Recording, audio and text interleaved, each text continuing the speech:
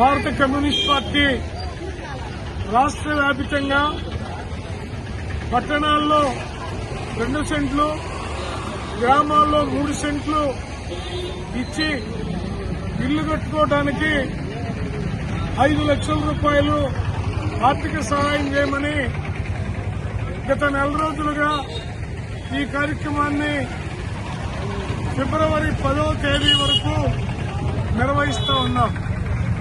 చంద్రబాబు నాయుడు గారు ఎన్నికల ముందు జగన్ సెంటు పట్టణంలో ఇచ్చాడు, సెంటున్నర గ్రామాల్లో ఇచ్చాడు.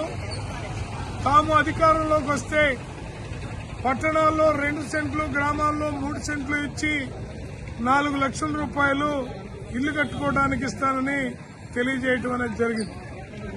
ఆ పథకాన్ని సక్రమమైన పద్ధతుల్లో త్వరితగతిన అమలు జరపాలని కోరుతూ సిపిఐ నాయకత్వంలో రాష్ట్రంలో ఉన్నటువంటి అన్ని సచివాలయాల పరిధిలో అప్లికేషన్లు పూర్తి చేసి స్థానిక సచివాలయాల్లో అందజేస్తా ఉన్నాం.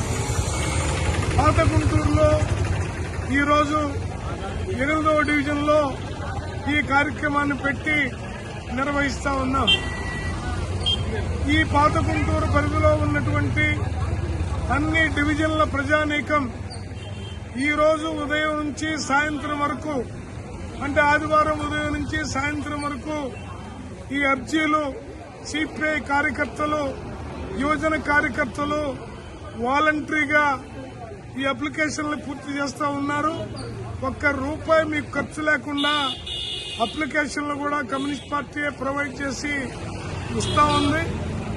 దీన్ని రేపు ఉదయం అనగా సోమవారం ఉదయం 11 గంటలకి స్థానిక సచివాలయంలో ఈ అర్జీలన్నీ కూడా అందజేయడం అనేది జరుగుతుంది.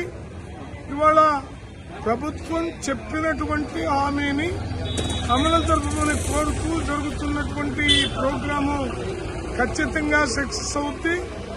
పట్టణాల్లో ఉండే పేద ప్రజలకి 2 సెంట్లు భూమి, 5 లక్షలు ఇల్లు కట్టుకోవడానికి రావటం అనేది జరుగుద్ది.